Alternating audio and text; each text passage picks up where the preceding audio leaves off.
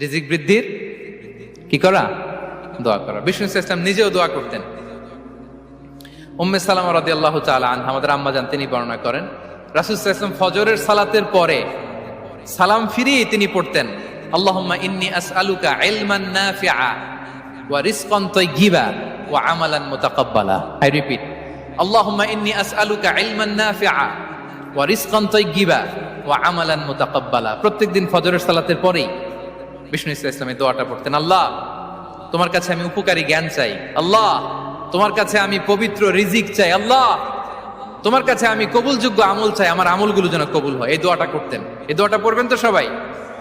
বিষ্ণু ইসলাম নিজে পড়তেন সকালবেলা, একেবারে দিনের শুরুতেই রিজিকের বরকতের জন্য দোয়া করে তিনি ওনার ডে স্টার্ট করতেন।